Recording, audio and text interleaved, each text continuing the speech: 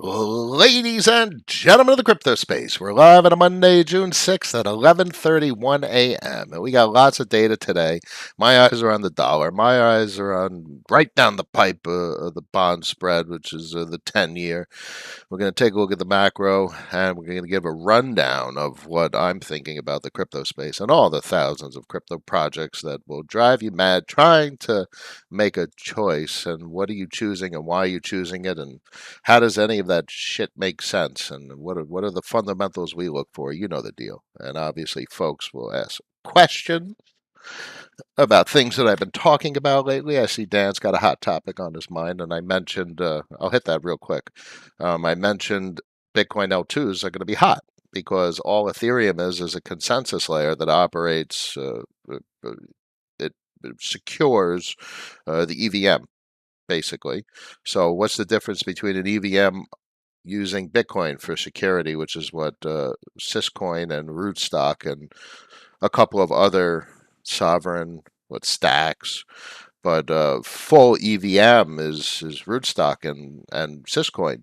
So they do exactly what Ethereum mainnet does. They do exactly what Phantom and Avalanche does, and Arbitrum, and Optimism. It does the exact same thing, except it's secured by the Bitcoin network. So that's meaningful. So think of it as an L2, the same way you thought about Phantom and Avalanche. They were very hot seasons, so to speak. So there's no difference between the Syscoin and the EVM network. The only difference is it's small. It's like where Phantom was. There was a time when nobody did anything on Phantom, but there was a time when no one did anything on Avalanche. It was just completely off the radar. And then liquidity started flowing as the bridges started emerging. So who's integrated into multi-chain? Syscoin. Who's integrated into multi-chain? Uh, Not Stacks, but Rootstock is integrated. So is there any capital over there? There's millions of dollars. It's not hundreds of millions. It's not billions. It's millions. So it's meaningful. It's not to be dismissed nor marginalized. But this is just a system that exists. So you got to build it before anyone comes to the system. So they built it, and Syscoin's been in productions for since 2017, 2018. My Syscoin Masternode is from 2018. It's four years, give or take, and that's just the history of what they currently have, what they currently offer. It comes from all the way back then. Reminds me of protocols like Bancor. And frankly, there's only two protocols that have managed to stay alive and relatively succeed and pivot effectively in the modern crypto space, which is Bancor and Syscoin. I can't really think of anything from 2017 other than them that has flourished. There's protocols that are still around, but it doesn't mean they've thrived. And I think in many regards, Syscoin has successfully pivoted and thrived, being that there's actually capital flowing through multi-chain to Pegasus. I'll pop it over to the main screen. I got the dollar up. But if you go over to Pegasus, this is secured by Bitcoin. There's obviously a Uniswap V2 fork, um, but that's it. This is the same thing you all have interacted with over the last 2 years, and whatever your favorite DeFi L1 is. But this is on a Bitcoin secured blockchain network. Food for thought. Now, everyone is probably scrambling right about now, given how Bitcoin looks. We see some upward price action. They're like, well, what are we going to buy? You don't have to buy anything. You don't have to do a damn thing. Please, the focus and purpose of my channel is the last thing you want to do is something right now. You want to keep very concentrated and find something that is meaningful. Like if you have 10 protocols that are like, oh my God, this is crazy. How do I choose? That's the first thing you got to realize. You're not going to choose 8 of them. You're not going to choose 9 of them. And you're just going to play one, because if one succeeds, the others are going to succeed. And this goes into a tweet I posted earlier today regarding liquidity and capital flow. And if Bitcoin's appreciating, I don't really give a shit that Bitcoin's appreciating. If Bitcoin's appreciating, that means there's more capital available. That means more Bitcoin can be collateralized. That means more equity can be accessed and more capital formation can occur, and there'll be more liquidity in the broad crypto space. That's what I care about. It's the same. If Bitcoin appreciates, Ethereum appreciates. If Ethereum appreciates, everything appreciates. And the whole system goes up. So that's probably the biggest misconception. How do I choose between all these? You don't need to choose between all the protocols. They're all going to trend in the same direction. I mean, you're trying to pick which one's going to outperform more, but if they're all going to go multiples in the coming years, you shouldn't give a crap which outperforms more. You should mostly give a crap about which is the strongest, which has the best monetary policy, which has the best sustainability likelihood. It's likely to survive. What is systemic infrastructure? And that is why folks ask me, why am I so concentrated in Curve? And why do I like Frax? Because they're freaking infrastructure. And Frax is just a crazy narrative because of the stablecoin narrative that I've talked extensively about. And people get deterred very quickly because of Luna. And they didn't understand the complete flaw in Luna's implementation and the robustness of the Frax implementation is just something that is requires a technical digestion of what was implemented. I mean, the documentation that Frax has is actually quite extraordinary. Um, Check this out. I mean, this is wild. It's just a massive amount of documentation. A lot of it's high level, but the high level is more than adequate to express how robust it is. Um, these AMOs are wild. These are the contracts, but you can read some of the function descriptions here. Do they have anyway? AMO overview. I mean, it's very, very interesting, especially FXS 1559. Um, we see. So I'm going to circle back around the Frax because this is the only thing that's catching my eye of the entire crypto space that I'm actually deploying some capital to, and it's not buying FXS because I don't trust the market. We'll look at the technicals on the dollar and the 10-year. We'll talk about the macro. But generally, my sentiment last week stands. Liquidity has been drying up. It's been leaving the crypto space.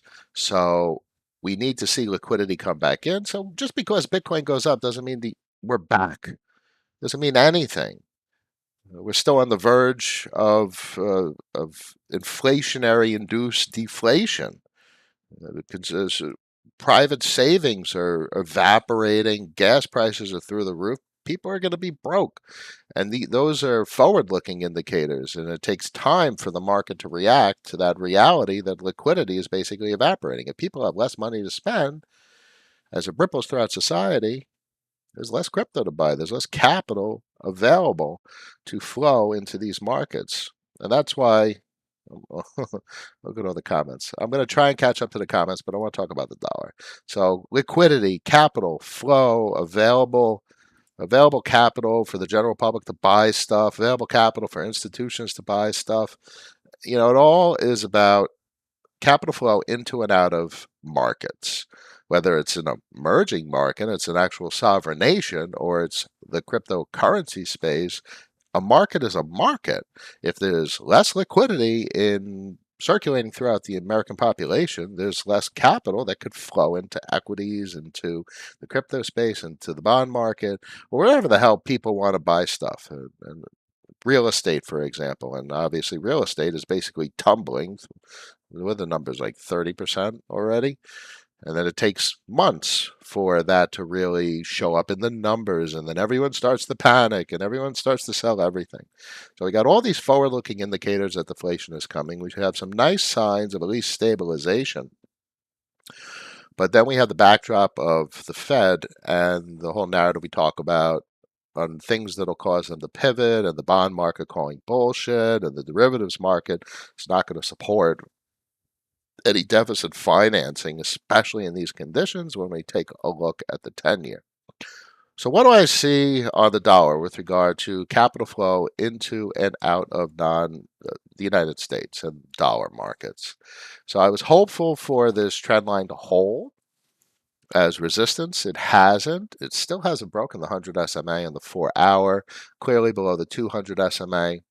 Found support on the 50 SMA, found support on the TWAP, but then we zoom out to the daily and it does look like we have support. We have support on the 50 SMA, but it's weak. We have a rolling top on the TWAP.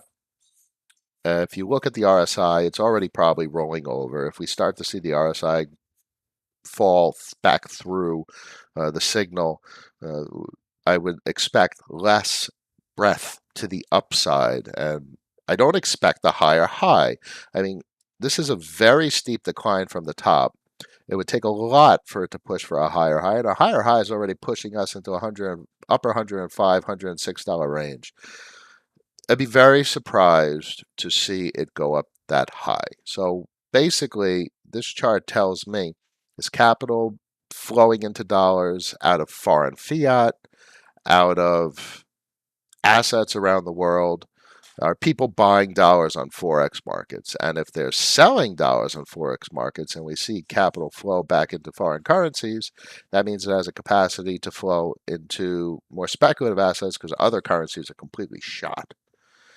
And that's why the dollar has gone up this high, because the dollar is the strongest of the currencies. But if the dollar appears to be weakening, and at least it presents itself that way on the technical chart, other currencies, why would people want to hold those other currencies? That means the dollars are probably flowing into things that are going to outperform the other currencies, and so therefore they're coming out of dollars and going in that direction. This is into and out of the dollar, but particularly Japanese yen and the euro for the most part.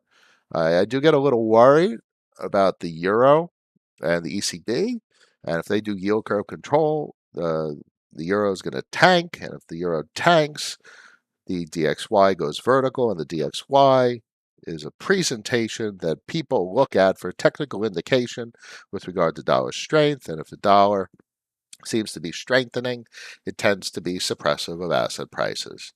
I showed you guys a chart the other day that had Bitcoin on the DXY, but I don't have that up. But generally speaking, these are our bullish periods. This is our, nope, it's not going to let me copy paste. Rectangle. So this right here, April 2018, give or take, this is our bull markets. The most recent two bull markets for the entire crypto space. It's inverse dollar. July 21. I mean, some people will say May of 21, maybe even March. March of 21. No, that's, what is that, 20? No, that's 21. February, March. So this is the most bullish periods in crypto history, a completely inverse dollar. So the crypto space is very much a manifestation of dollar or capital flow into and out of dollars. Crypto is outperforming foreign currencies. It is a currency of sorts. And when the dollar is weak, capital flow is basically into the crypto space. So that's why I have so much of an eye on the dollar. This is a very strong bullish rip to the upside, but this is also quite representative of weakness at the top, a rolling top. If you see how strong this thrust was to the upside, the last time we had an RSI thrust to the upside on the weekly like this was 2015. So when was the last time? Does it show on the monthly? Let me see if I see it on the monthly. I could show you guys what I saw the other day. So we did get higher back in 2015 on the monthly. So we had a very strong thrust, and it wasn't on the monthly, it was on the weekly. So what is the chances are we have a dip down and then a higher high? I think it was here. So dip down, dip down. All right, I forget what I was looking at, but the point is here, something like this. Not 75. Wasn't it 2000? Yeah, something like 2000. Yeah, August 2000. Yeah, that's what I was looking at. But look at the difference in price point. August of 2000 just completely ripped to 120. It must have crippled foreign markets. But look, the last time we had a thrust above 70 on the RSI, but then we had a dip down here in July. So this takes months. This could take an entire year. This is an entire year right here. So what'll happen? What could happen between this period of time? We have a big dip. We have a big dip in the dollar for 2022, and towards the end of the year, it completely rips to the upside if the Fed fails to handle monetary policy correctly. So if this tops, which things look like it's going to, we'll have some relief in risk markets, and that's the beginning of the stream where we're talking about where the hell do you put your capital. I want to get to questions, but I also want to pull up the 10-year bonds. Nope, that's synthetics. I've been looking at synthetics. Holy crap, it's above 3. All right, so, I mean, this is big because this chart tells us Fed monetary policy. The bonds tell us how the Fed doesn't make monetary policy. The bond market makes monetary policy, in my opinion.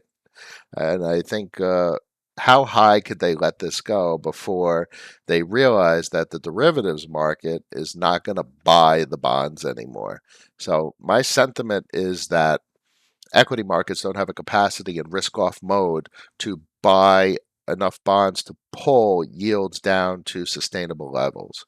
It's just a drop in the bucket. It's just a couple $1 trillion, like 4, 5, 6, 7, $8 trillion in equity markets, whereas the derivatives market has $598 trillion worth of total risk, total leverage, total available capital in some regards. So they're the primary consumer of sovereign bonds, in particular here, the U.S. bonds. And what do we see here? We see basically a failure of the exponential advance in 2008, a double top, and then it never recovered. If anything, this is disinflationary because it broke the exponential trend, so it's not growing at the same rate, or maybe it is even back to trend in some. It's not even back to trend, so disinflation triggers deflation. So if there's less and less leverage going on in the derivatives market, that means they're going to be able to print less and less bonds. They're going to be able to finance less and less deficit spending. And that also means there's going to be less buy pressure in the bond market because these are the primary buyers.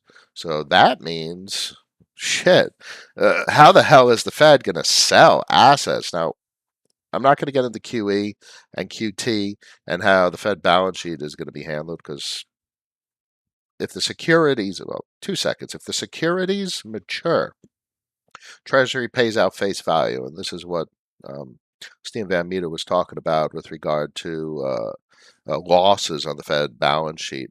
The face value is going to be less than the purchase price of the bond.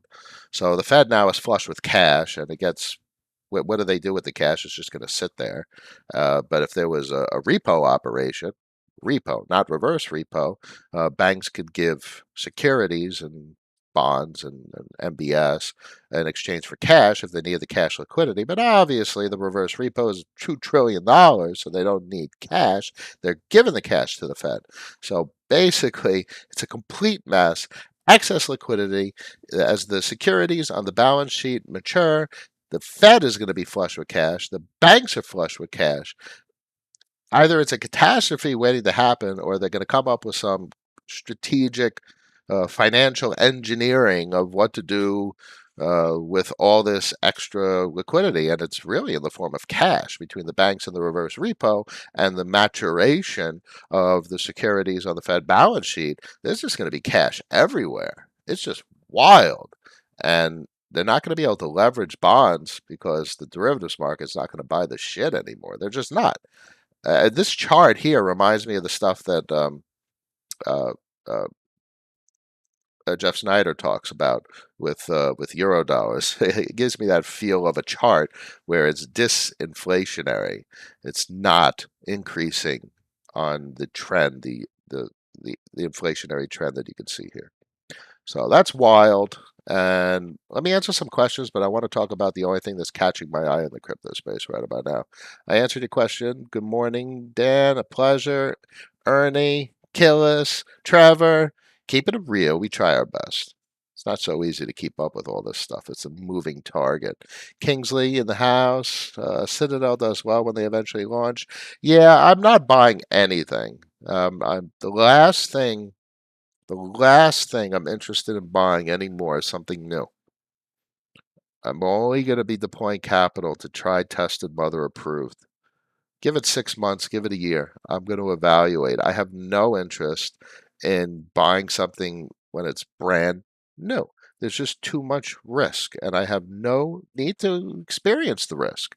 Why, when the entire space is going to rip 10, 15, 20x in the coming years? It doesn't make any sense. So the biggest cause of loss is impatience.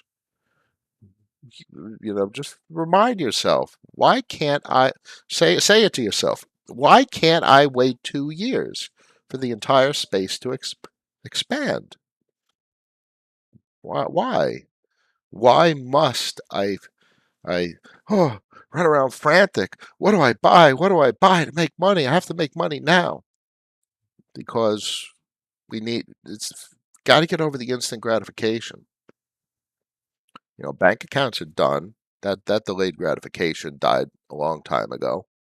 Stock market, I think, is uninvestable. There's just nothing that fits my characteristics that I look for in enterprise and disintermediation of cash flow. It's just perversion all over the place. So the crypto space, of all markets, of all my diversified investments, of which I do have some equities, the only thing that I find remotely interesting is few assets in the crypto space. I find interesting many assets in the crypto space, but there's only few that I think are investment grade. Um, I love Balancer, but I'm not piling cash in. I'm just not. Maybe if they have there's that convex protocol that's starting to be deployed that may produce the reflexivity that convex does for curve, and that would be interesting. But look, I'm going to wait. I'm going to wait for that reflexivity to present itself in data. I have no need to do it now. I'm going to wait for the data to support the deployment of capital. Bancor. Love Bancor. I talk about it all the time. I don't have a large Bancor position. The price, the technicals don't support taking a large position. Ren. I don't have a large. It's now that it's collapsed. It's relatively small dollar quantity. It's a very small position. Most of my positions that I quite like are relatively small because they don't warrant deployment of an oversized quantity of capital. The oversized quantity of capital needs to be deployed to stuff that has the best likelihood for survival, has the best enterprise characteristics, provides the best cash flow, is the most predictable and reliable, has the best tokenomics, monetary policy. So this is my sentiment. I know I'm off target from you talking about Citadel, Kingsley. So yes, I'm very much looking for Citadel, and also yes, I guarantee I'm not going to be purchasing it for a long time. Good morning. Can't believe I'm listening to you live today. Yang Kang's in the house. It's a pleasure. My man. Dan, you mentioned Bancor's price action of the past as well. How do you see V3 potentially changing that? Well, V3 is tech.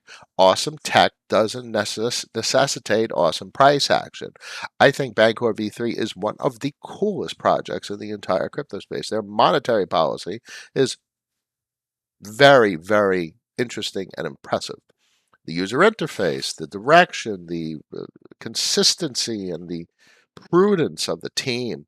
The old Bancor, well, Bancor was first, so Ren reminds me of Bancor with regard to their prudent deployments. Very much looking forward to catalog.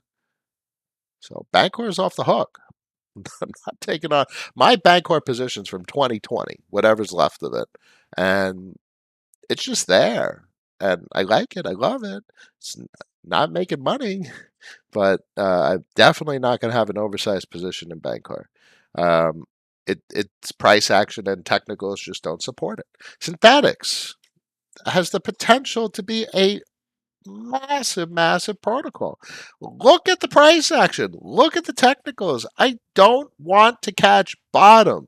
I don't want to be like, oh my God, look how cheap it is. It has the potential to go back to where it was, an all time high. No, that's not what I want to buy. I want to buy something that went down the least, something that has a very different technical presentation. And and frankly, curve is pretty much the only thing that fits that bill. I was very hopeful for man, I was overly hopeful, and maybe I was naive about solidly. And the Federation is the thing that really piques my interest because that's really what makes the dollar what it is. It's and what Tetranode said, where people have to purchase a certain quantity. They have to raise VC funds in order to have enough to actually bring a new protocol online. That federation is probably one of the biggest things to emerge in the crypto space with regard to significance. You know, Beethoven has a little bit of that, especially Beethoven and Balancer now and Optimism. So look at all these names. Look at all these names that I mentioned that I have interest in. Am I taking positions? Hell no. But I know these names. I've looked and I've digested and I've researched. I know the technicals. I know the monetary policy. I know the enterprise goals of what they're trying to do, what they've done thus far. But they don't warrant positions. The market is just too risky. Now, obviously, if it's May 2020, you just throw capital at the wall and it's just going to do multiples. But is that the goal, to just throw shit against the wall and get some multiples? All right, so you can follow technicals when the Fed injects a couple of $1 trillion in liquidity, and you got to wait for the system to collapse first. If you want to run multiples on just random assets, then even more so, patience is your friend. You wouldn't want to buy anything right now. You're not going to get multiples right now. You're not going to get 10x's. There's no bottoms right now. They're going to bounce and give you 10, 15, 20, 30x on the money. That's not what's going to happen right now. If you get a bottom, great. It's not going to go down. The best you can hope for right about now is it's not going to go down any further. Oh, it bottomed. Oh, it's not going down. Bottom right now is not, oh, it's going to go up to the moon. There is no moon right now.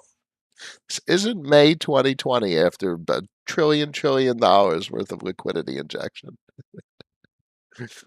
um, Kingsley DCAing into Moonbeam. All right,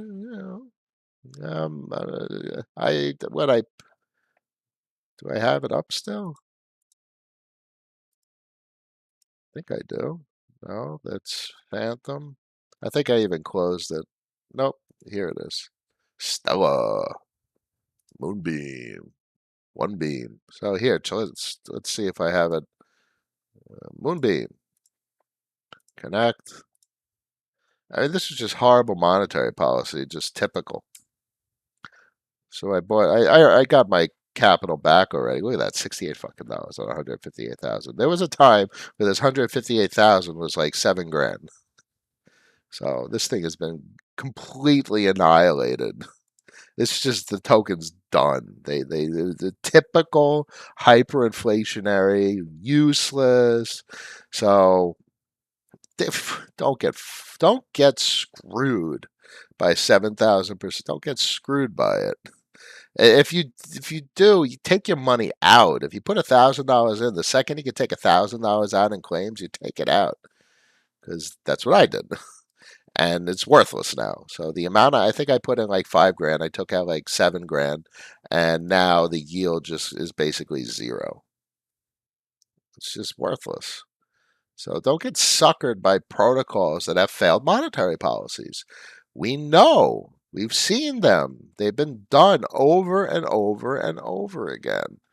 You need to look at inflation. You need to understand, is there reflexivity? Is the protocol purchasing out of the market? And that's really why all roads lead back to Frax for me. Because Frax is possibly one of the most interesting monetary policies I could think of. Now, Bancor has these characteristics, but they just don't have the momentum. But they're building the user interface and the things that are needed, the components that are needed to achieve that kind of momentum speculatively. They don't have it right now. That doesn't dissuade me from being ridiculously interested in the protocol, given how many iterations it's gone through and how many years of development they've put into the current product. It's extraordinary. But Frax with the stablecoin narrative, I just can't get past it. It has nothing to do with Luna. They're fully collateralized. They own the protocol POL. They own the protocol and liquidity. They own it. They own the peg. That's crazy because that's very much consistent with the stablecoin paper that I wrote.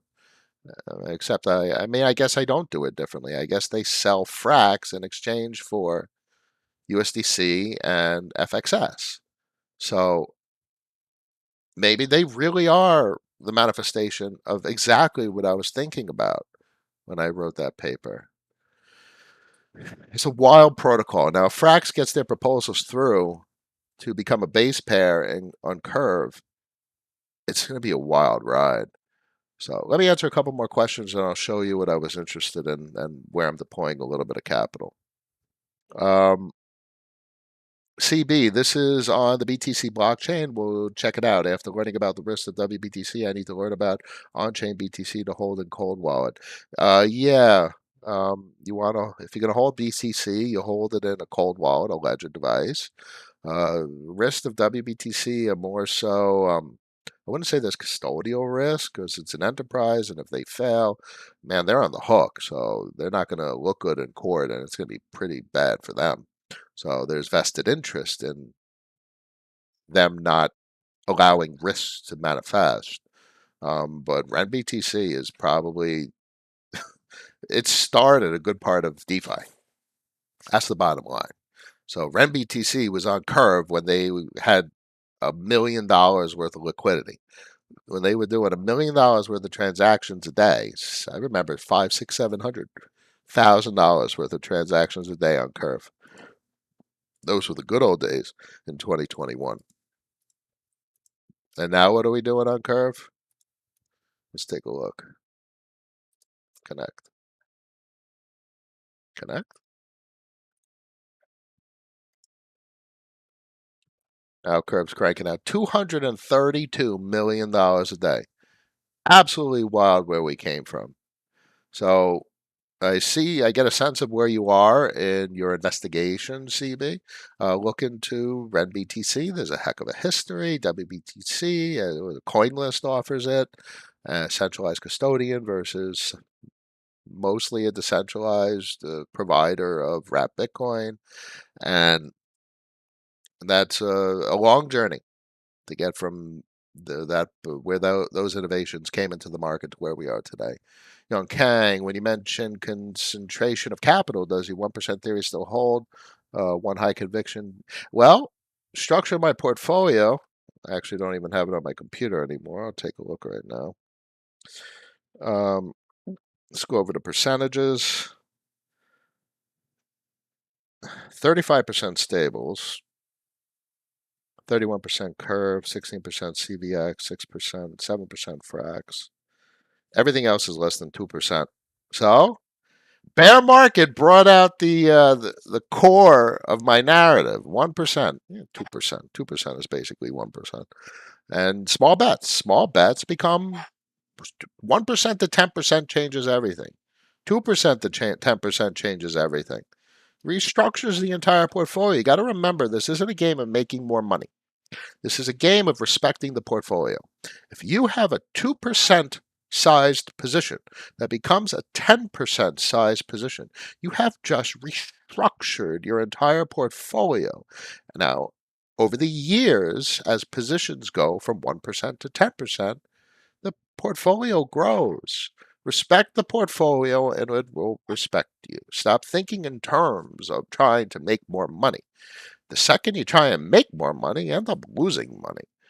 Merely think in terms of how do I respect the portfolio, how I respect the money. You respect the portfolio by doing small bets and having concentration in protocols that are not going to take the vast majority of money. Frankly, for me, with this most recent downtrend, Curve and Frax have protected the capital. Now, bear in mind, a lot of people actually got slaughtered on Frax, given that they bought it probably at $40. But we were talking about Frax down here. So my entries in Frax were like $4. So this is exactly why I tell you guys on stream, for the love of God, don't buy shit right now. But bear in mind, that's actually a good segue into Frax's new offering, which is the TWAM. This is something that I deploy capital to. Frax, FXS. I'll let that load. I'll ask another question. I'll come back to what I'm showing you on the screen. Do you see any narratives that could bring retail back? Yeah, everything that's going on right now. Retail will be back. This shit's going to be hot. This technology is crazy. This is enterprise. So this gives people employment. This gives people investment opportunity. This gives utilities to business. This gives utilities to banks, which are businesses, and that's enterprise. This shit's going to be wild in the next 10 years. It all operates in cycles. The crypto space is an emerging market. Capital flows in, capital flows out. Capital has proven to be sticky. That is the perfect signal. That is the telltale sign of an emerging market. Capital flowing in is greater than the quantity of capital flowing out. As capital gets sticky in an emerging market, that attracts more capital. And then the next cycle, more capital flows in, and it gets stickier and stickier and stickier as lendiness emerges and the technology in the market proves that capital really should start flowing in. So a downtrend, this period in the market where you see bearishness, is a precursor to bullishness, and bullishness is a precursor to bearishness, because everything operates in cycles, whether it's a natural phenomena or an artificial human phenomena like financial markets. So now, this is why I tell everyone this is the time to digest the market. Imagine this is now like the middle of 2019. Don't you wish you were prepping the shit out of the market and understanding it for March, when everything collapsed in March and everything went completely vertical in May? Don't you think that that is what's going to play out? Isn't it obvious?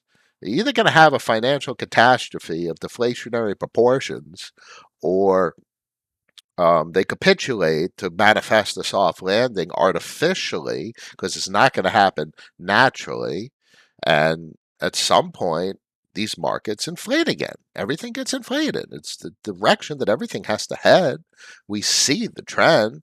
There's no way there could be a collapse. That doesn't make any sense. Why would they let society collapse voluntarily? Why would they let a deflationary contraction force the government to turn off half of Medicaid or turn off half of Social Security? Why would they force that? Even if they had to do it, that would completely evict the entire political incumbent class of incumbents. They'd be gone. So that's not even remotely rational to think like that. Anyway, let's keep it going, and I'll talk about the TWAM, and I'll wrap up the stream for today. Hey, Noah, I've been following your content for some time, but never been able to watch a live stream. Michael is in the house. It's a pleasure. My ultimate goal is just more CVX. Do you think that DCAing subjectively undervalues CRV to flip eventually CVX is a good idea? Or just wait for CVX after unlock? I see capital flowing to CVX versus CRV cyclically, and it depends on the bribes. It depends on the voting power. Now, CVX is in a very unique position because it regurgitates voting rights. Now, there's other protocols that are doing it, like MCRV and a bunch of other RAP CRVs, SDCRV. But they're not the same as Convex with the LPs. Like, Convex is robust. It has a moat. It has first mover advantage.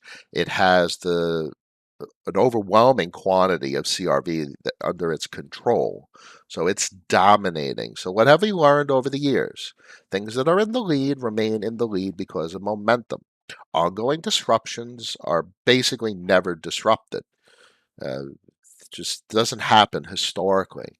So as much as I like convex, there's something in me that says, that leads me to think or want or like the fundamental VECRV position, even if it underperforms.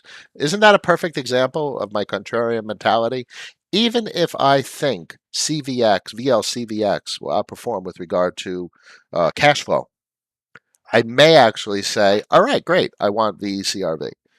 It's going to underperform. It'll pay me less. All right, great. That's what I want. Why? Because of its significance, its systemic significance. So that's why I would want it. Even though it pays less? Yeah, that's exactly why I want it. Just remember, don't discount the contrarian take. Just because you want something, maybe do the opposite. Hope that helps, Dan, my friend. Risky crypto, more than cap in a while, but never miss a stream. Thank you for keeping us from degen plays and keeping our portfolios in decent shape during these crazy times. I would hope. I've saved more than less, and from what folks tell me, there's many of you that have prevented the entire loss of capital.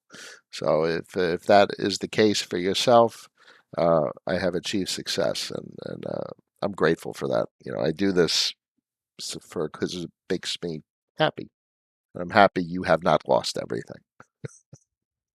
When you say bullish frax, does that mean you're bullish FXS token? Uh, I'm not necessarily bullish on FXS.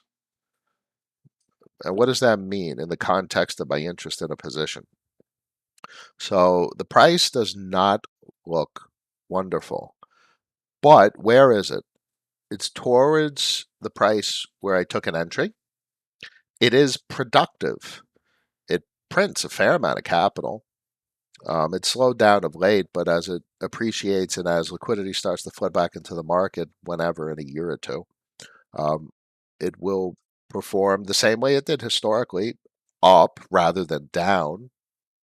The stablecoin narrative is one of my most prized narratives to me, and maybe to other people as well.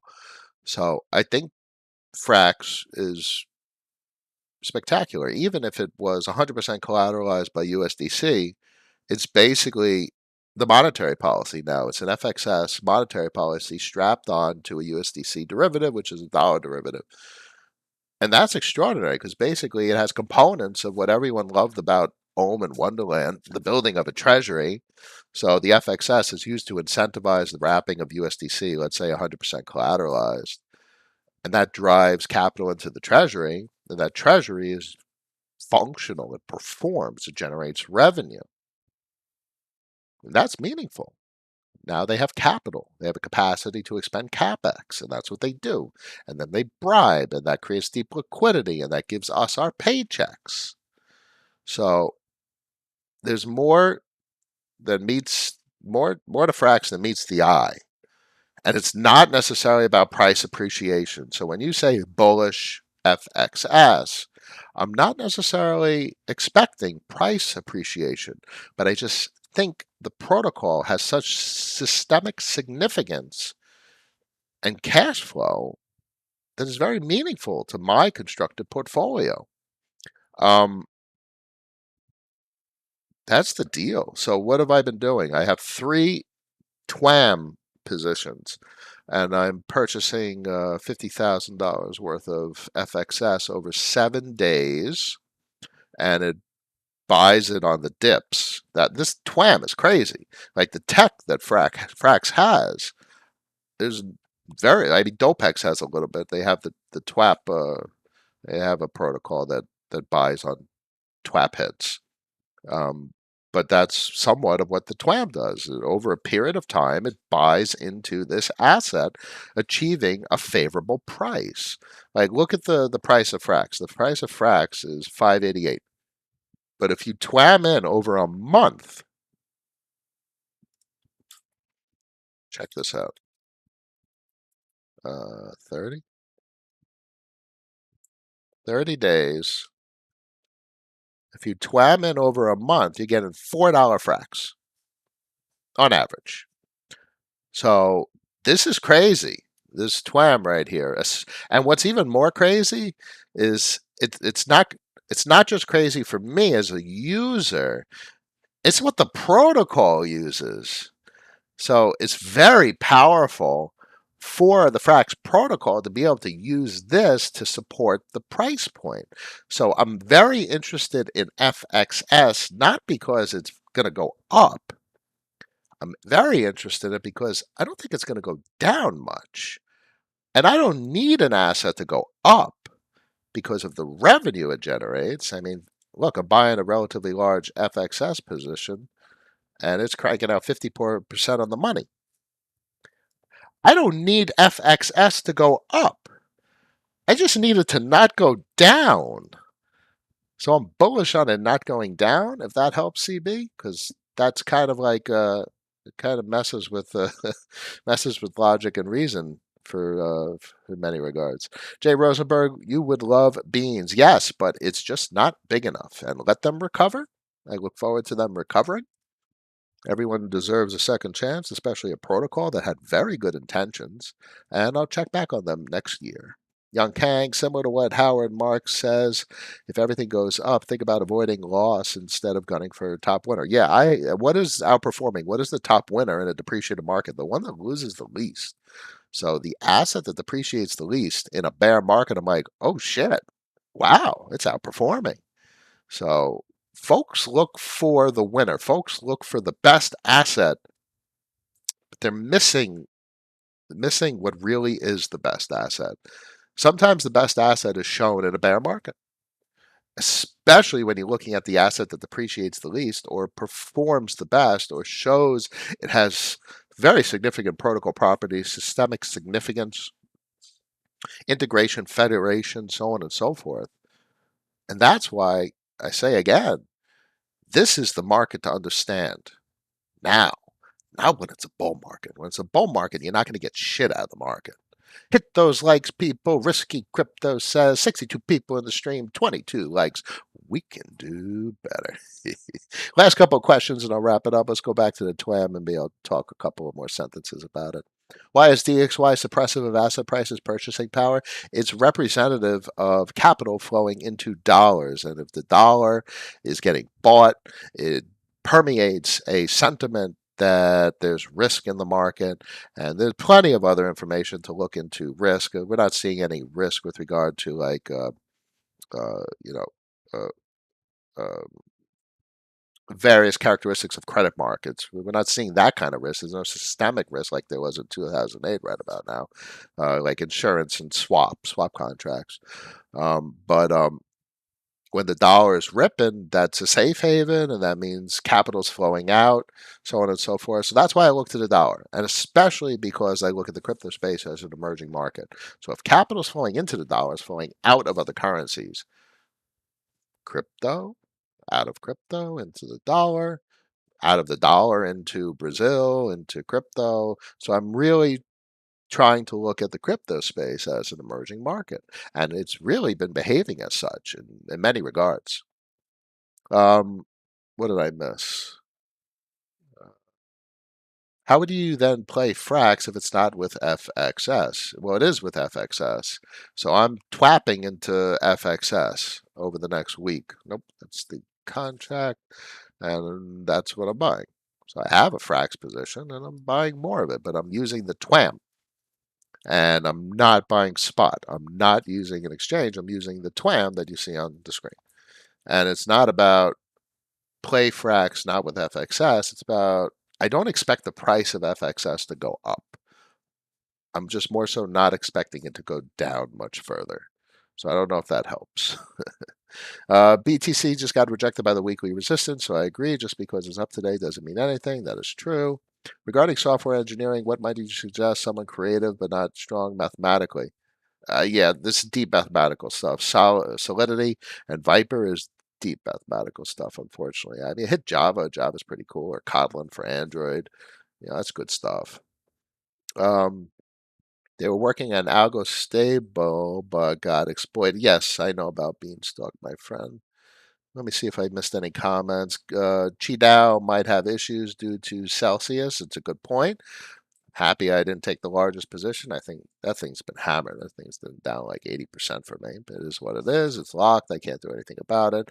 Dan, let's see if it survives. It's all about survival. JJ's in the house. Hope everything's good. Hey Noah, are you accumulating CVX? I am not, and I'm tempted to liquidate CVX once the vote lock expires, and I'll probably carve out a bit of cash, and I'm very tempted to add to VCRV, maybe twam a bit into FXS. Not very motivated to do anything fast. I'm going to be very protective and very prudent if I do anything at all. Breakless Riders in the house. How are you? It's a pleasure. James, Celsius has plenty of Ethereum. It's a whole complicated thing, and I'm very comfortable with the business model. I like Celsius, and a lot of the stuff you see is a lot of subjective opinion, and I just really, it drives me nuts. And I think, and I hope that they have the characteristics worthy of survival, because I think it's a very important business enterprise for the country. Um, Future of BTC as an asset? I'm not getting into it, my friend. That is a long conversation. If you were in the early 20s again, which industry would you go for in a job? Definitely software engineering. Um, period. Make mobile apps. That's what I did. I was in my late 20s. I think I was 26 when I started my career.